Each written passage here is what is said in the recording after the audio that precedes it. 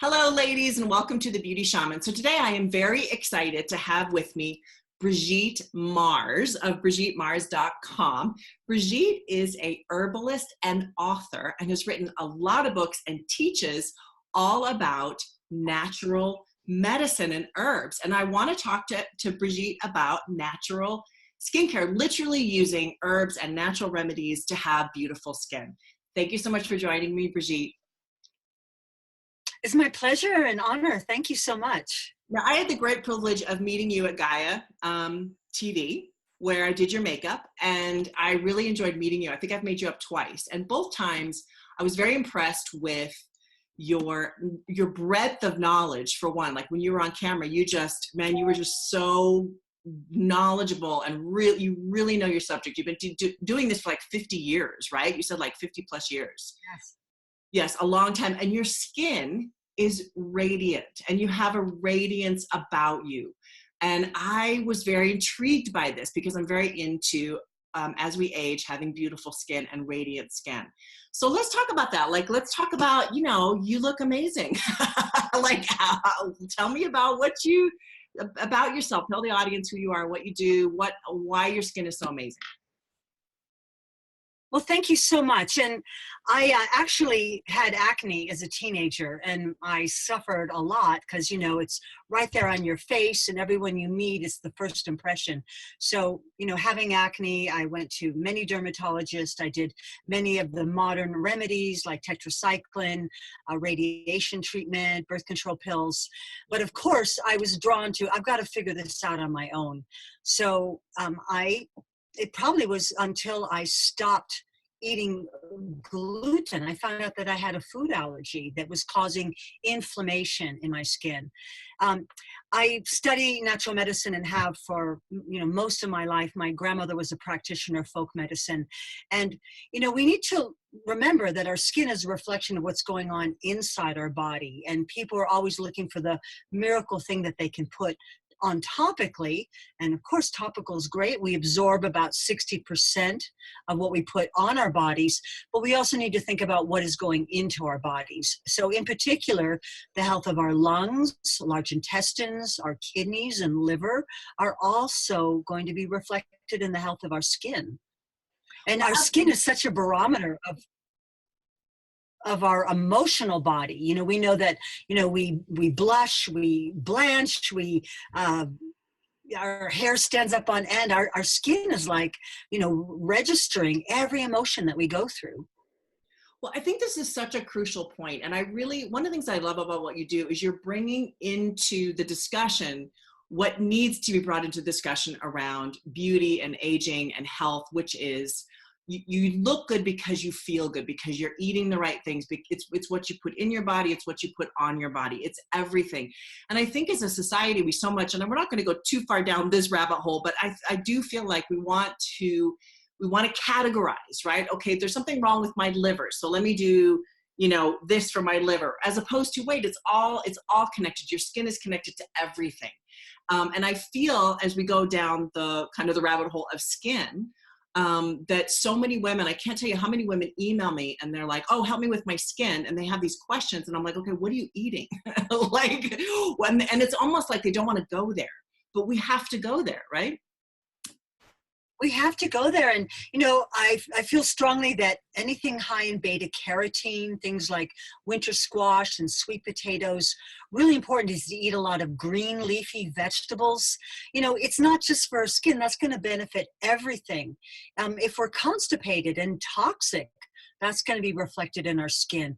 We could even see our skin as a map of the entire body, just like many of your viewers have probably heard of things like reflexology or acupuncture, that there's lines of energy that travel through our body. So even where we break out or get patches of eczema or get warts, for example, it could really be telling us about something that's not going right inside. So rather than thinking of it like, oh, I've got a patch of eczema, I always want to say, well, where is it? Is it on a meridian? Is it over a particular organ?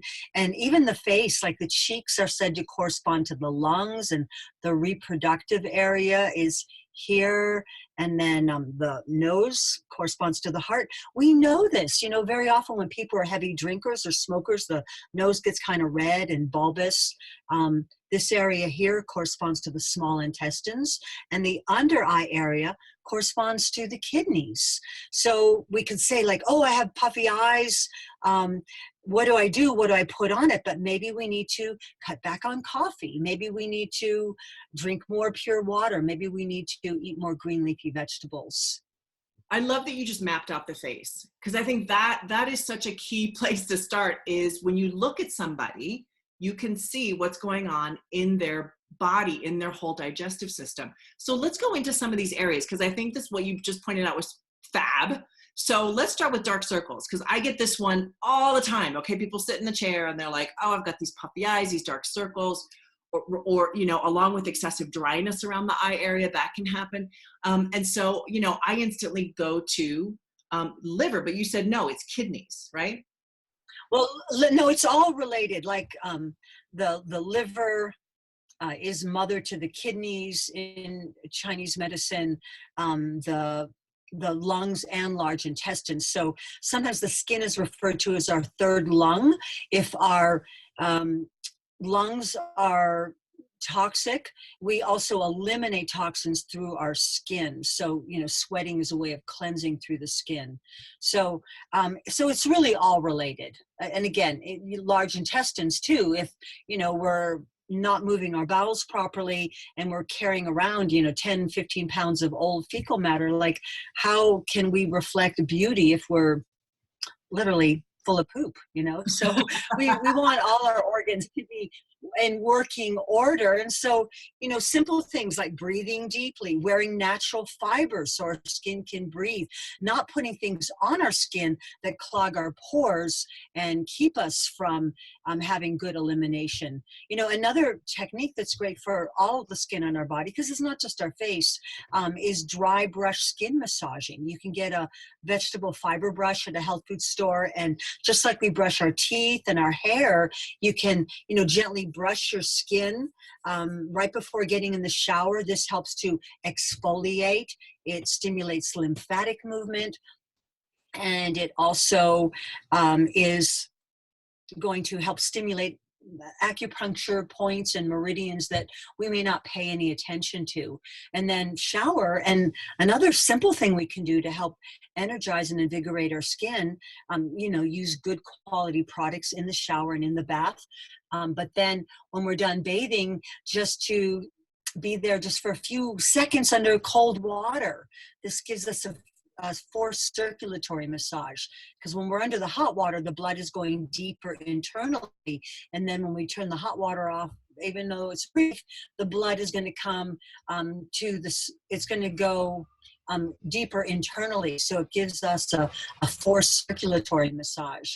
And of course, exercise is going to help our skin have elation and good posture, but it is all connected. It's all one body and one mind. It's all part of the whole being.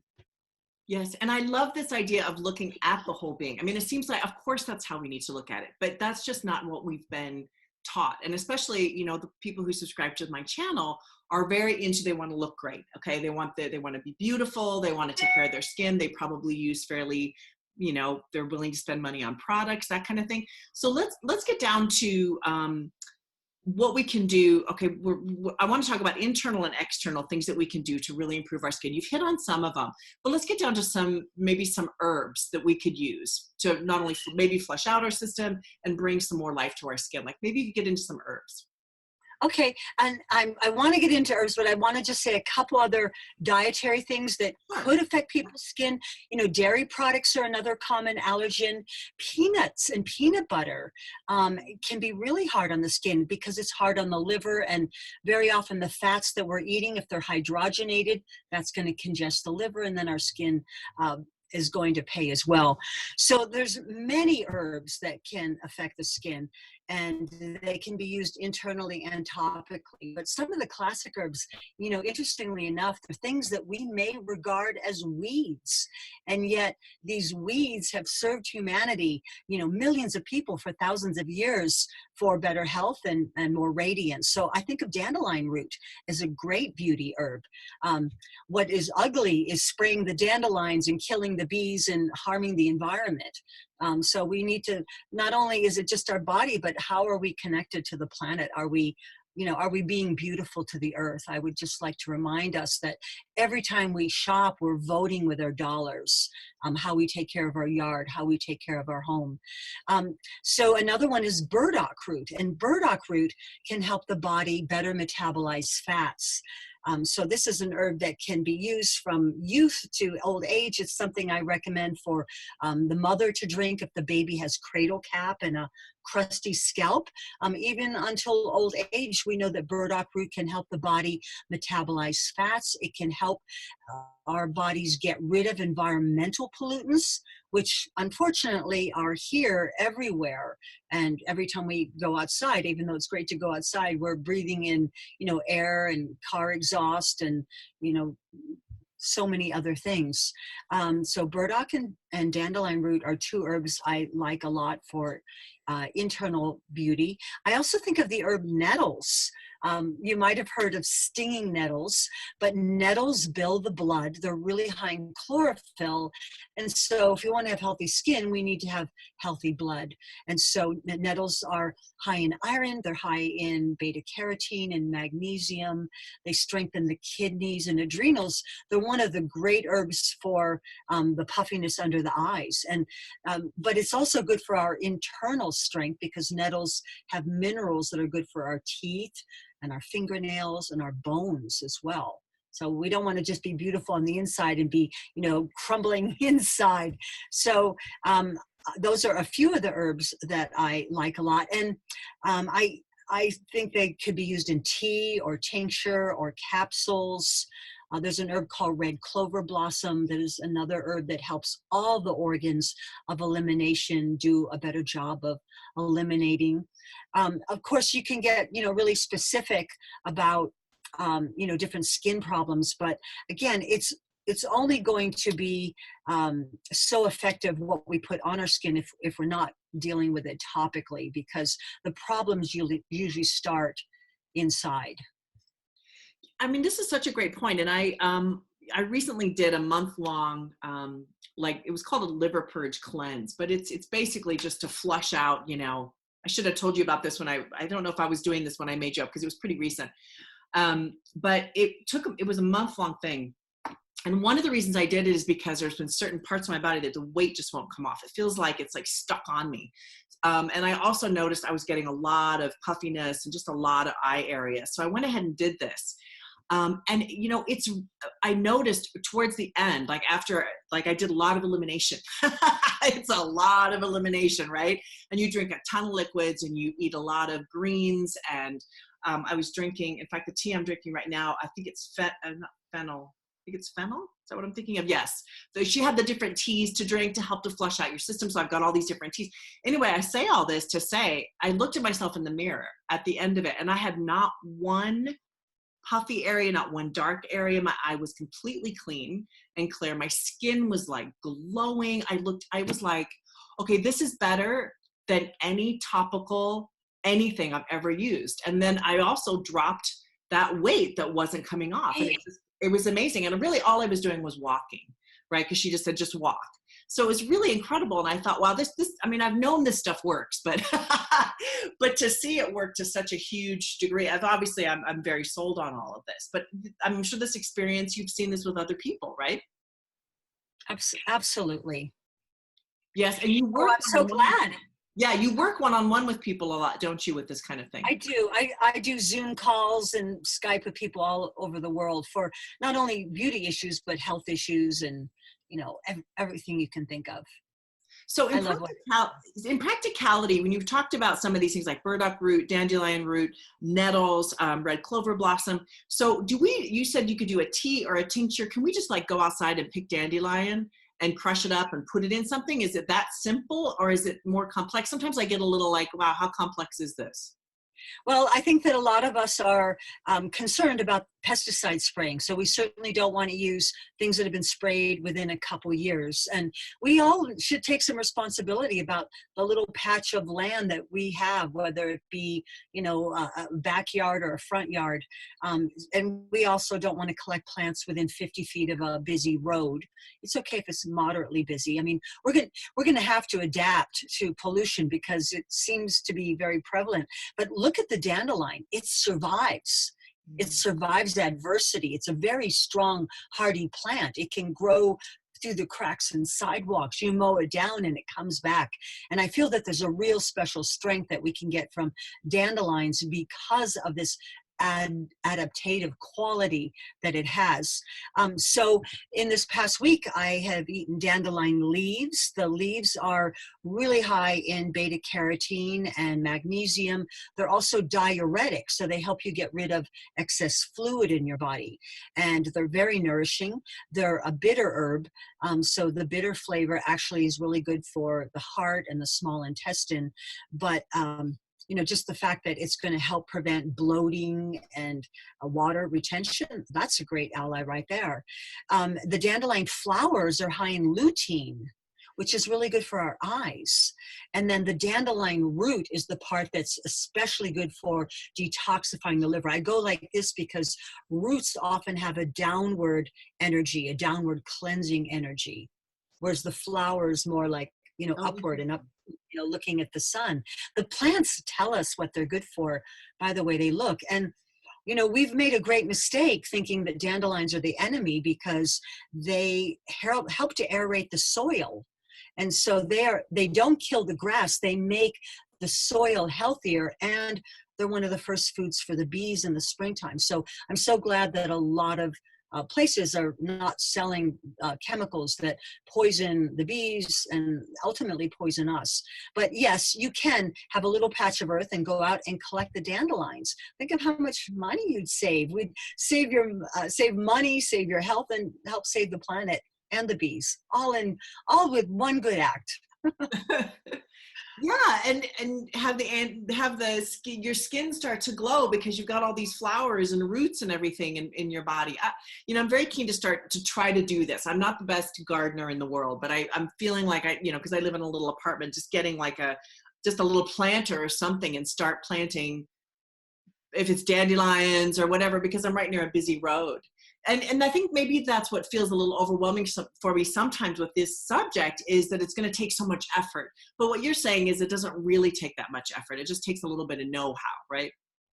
Well, the good news, Suzanne, is the weeds grow so easily, whether you want them or not.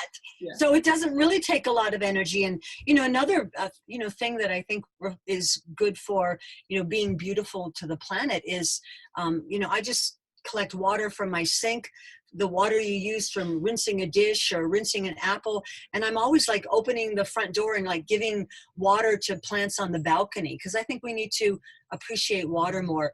But yes, you mentioned how busy we all are and that we don't really have time to do all these self-care things. So I want to share something that might be helpful to your listeners. I was working on a book I'm writing called Addiction Free Naturally. And I would sometimes be working late at night and realize I didn't go outside today. I didn't take my supplements. I didn't drink any herb tea. And I said, like, boy, this is really terrible. I'm working on this book and I'm really damaging my own health to do this. And so what I came up with is I made a list of all the healthy things I could do in a day. Floss my teeth, aromatherapy bath, facial massage, standing on my head, yoga, go for a walk, eat wild food, take my herbs, eat some wild food, eat some seaweed, have a big salad. Okay, I don't have time to do all that.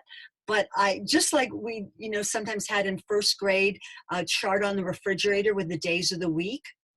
I made a chart and I made it the days of the week. And I said, I'm going to do 7 healthy things a day. And they might be different things. You know, maybe another day I'm better about exercising, and maybe another day it's about things I do topically, and maybe another day is about, you know, aromatherapy.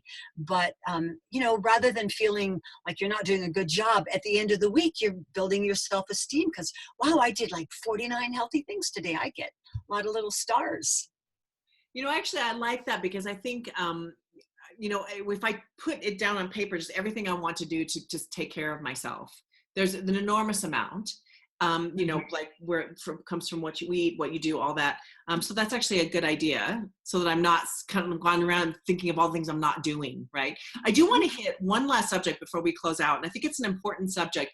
The number one question women ask me when they sit in my makeup chair about beauty is anti-aging. It is the number one question. And women will sit in my chair and they apologize. Oh, I've got all these wrinkles. Can you cover them? They crack a joke. And you're probably one of the only people who ever sat in my chair who didn't do that. Like, you just were like, this is me. And I thought, wow, you're gorgeous. And you embrace it. And you have this wonderful attitude about aging. So I want to just bring that up because of anti-aging and natural remedies. So I mean, you had a great answer when you sat in my chair about this, but I just wanted you to talk about anti-aging and natural remedies. And does that happen, or do we really have to compound all these things as a pharmacist in order to get them to do the anti-aging thing?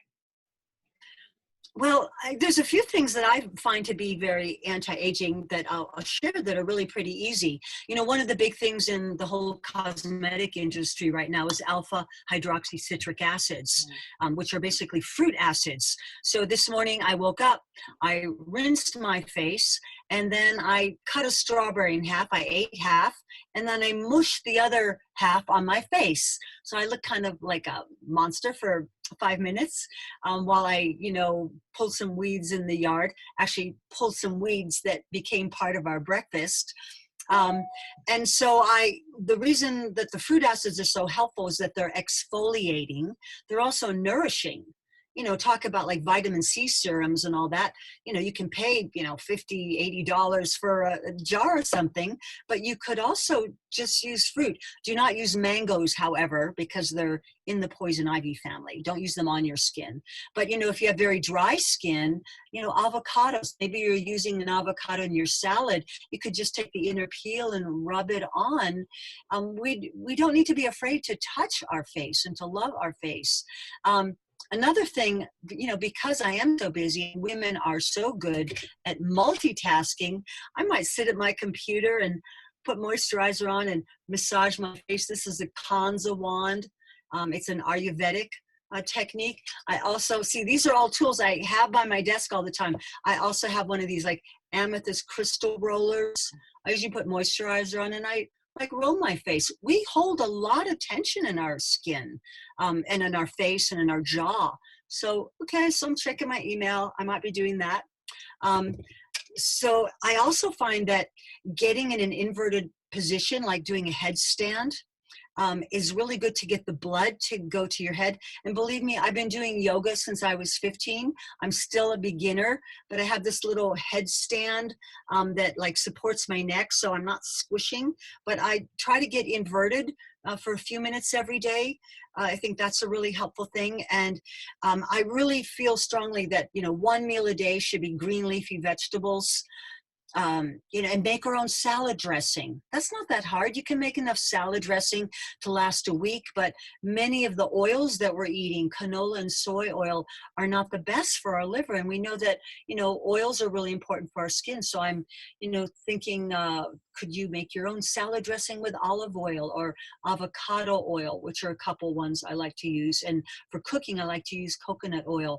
But you know, dryness is such a big issue, especially as we get older. So we want to eat foods that are moistening. And again, I think of avocados. I think of high beta carotene foods, all those dark orange vegetables. And I also think it's good to eat the skin of the fruits and vegetables that we're eating. They need to be organic, but cucumber skin is really good for our skin. Eat organic carrots with the skin, eat the apples with the skin. And again, you know, I surrender. I'm 66. You know, I'm kind of old. I'm a grandmother, and we're all going to die someday. And, you know, I don't look the way I did when I was 20, but this is me, and I'm going to do the best I can. But I don't want to do it with things that are unnatural or that are bad for the planet, because a lot of times they turn out not to be good for our own health. And I'm also looking at what's affordable and what is time saving, and you know, what's harmonious. And I think there's so much we can do in our own kitchens and gardens. We can, you know, do our own, you know, facials. We can exfoliate and think beautiful thoughts. You know, that's a lot of it too. It really is. Like, it's the mind. I'm all about everything. Like, throw everything at your life, right? You got the mind, body, spirit. Like, chuck it all at it. Like, do the best you can with everything. I'm definitely not into the let's separate everything out, right? So let's talk about your books as we close out. So you gave me this book. It's the Natural First Aid Handbook. And this is just full of rich advice about household remedies, herbal treatments, emergency preparedness, all natural items. So this is fantastic. And it's just chock-a-block of information, which I think, what an incredible piece of work you did on this. And you also have a book about beauty, which I think is super cool that you're going to send to me. Yeah, Beauty by Nature. And my daughter Rainbow, who's a supermodel, is on the cover. And we have lots of charts in there. And there's a lot about hair and skin and nails and, you know, affirmation and eye health. And so I really love it. It also explains some of the, you know, reason why a lot of those products are in our body care products. Like, why is aloe vera in there? Why is lavender in there? Like, what are they doing? So that we're better educated. Oh, no, that's wonderful. And I think this book, I'm excited to get this book, because I think like even some of the techniques that you were just using, the rollers and the different herbs that you're mentioning, these are easily accessible, right? They're not difficult, and they make such a big difference. So anyway, so I do encourage the audience, please, you know, check out Brigitte Marr's website, BrigitteMars.com, and you spell her name, and I'm going to spell it for you, Brigitte Mars. So I've got it on the lower thirds there for all of you. Please check out her website, check out her books on her website or on Amazon, I'm sure, because I think she's a wealth of information when it comes to beauty and natural beauty. So thank you so much, Brigitte, for joining me today on The Beauty Shaman. Many blessings to you and your listeners. Thank you, Suzanne. Thank you. And thank you, ladies, for watching, and have an awesome day.